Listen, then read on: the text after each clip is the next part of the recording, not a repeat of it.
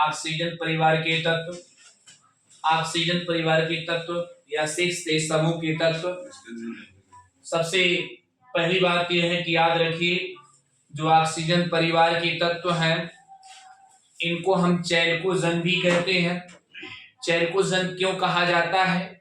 क्योंकि जो ऑक्सीजन परिवार के तत्व यही है, एक ऑक्सीजन है, सल्फर है, सिलेनियम है, टेल्यूरियम है, पोलोनियम है, यही ऑक्सीजन परिवार के तत्व हैं। और ये ऑक्सीजन परिवार के तत्व oxygen, sulphur, selenium, tellurium, polonium, ये सब क्या करते हैं? धातुओं के साथ, जो धातु होते हैं उनके साथ ये लोग अयस्क के रूप में पाए जाते हैं, इसीलिए इसको हम चैल्कोजन कहते हैं। ऑक्सीजन जो ऑक्सीजन परिवार के तत्व हैं, oxygen, sulphur, selenium, tellurium, polonium, इनको चैल्कोजन इसलिए कहा जाता है क्योंकि ये लोग क्या करते हैं? धातु के साथ अयस्क के रूप में पाए जाते हैं, इसीलिए इसको हम क्या कहते हैं? चैल्कोजन कहते हैं। इसके बाद हम इसके बारे में पहले पढ़ेंगे, इसकी उपलब्धता के बारे में। ऑक्सीजन परिवार के तत्व में जो ऑक्सीजन होता है वो भूपट पर जो है द्रव्यमान में 46.6% पाया जाता है और और आयतन में जो है 21% पाया जाता है। ऑक्सीजन परिवार के तत्व में जो ऑक्सीजन होता है वो ऑक्सीजन सर्वाधिक जो है द्रव्यमान के रूप में 46.6% पाया जाता है और आयतन के रूप में 21% पाया जाता है। इसकी उपलब्धता है। और दूसरी बात आप बताएंगे, जो सल्फर होता है वो सल्फर भैया अयस्कों के रूप में पाया जाता है। अयस्क जैसे जिप्सम अयस्क, एप्सम अयस्क, कॉपर पाइराइट अयस्क, गैलेना अयस्क, इसमें देखिए ये सब जो है अयस्क के रूप में पाया जाता है। दो बात हमने पढ़ लिया। पहले आपको हमने बताया कि इसको चैल्कोजन क्यों कहा जाता है। चैल्कोजन एक ही कहने का रीजन है ऑक्सीजन परिवार के तत्व को, क्योंकि ये क्या करता है?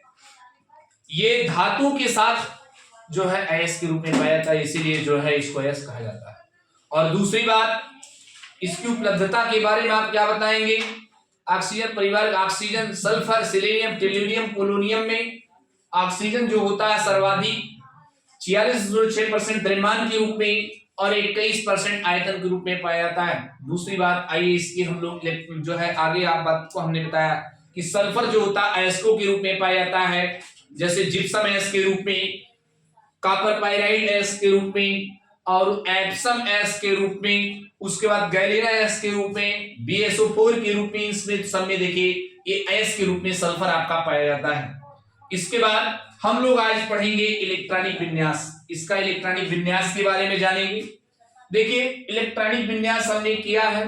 ऑक्सीजन का परमाणु क्रमांक 8 होता है, इसका आप इलेक्ट्रॉनिक विन्यास करोगे 1s2 2s2 2p4।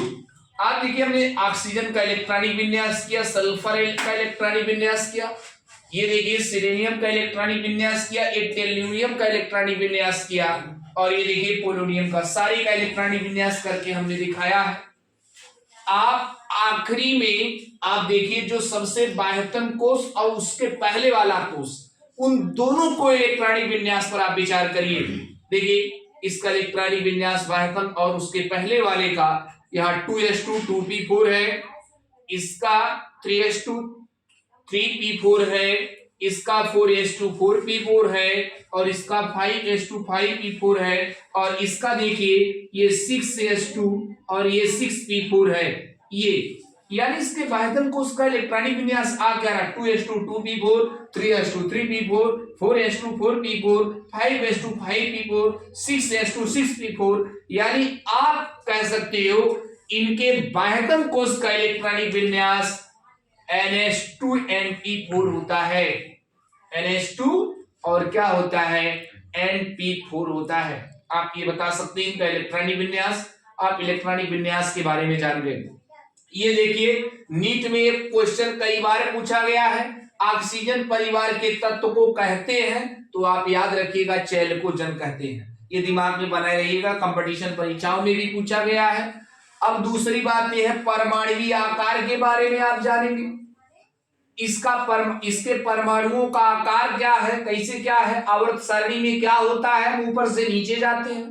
देखिए आवर्त सारणी में ऐसे सबसे पहले ऊपर आवर्त सारणी में आप देखेंगे ऑक्सीजन रहेगा, सल्फर रहेगा, सिलेनियम रहेगा, टेल्यूरियम रहेगा, पोलोनियम रहेगा। अब देखिए इन सबका मैं इलेक्ट्रॉनिक विन्यास आपको करके दिखा देता हूं।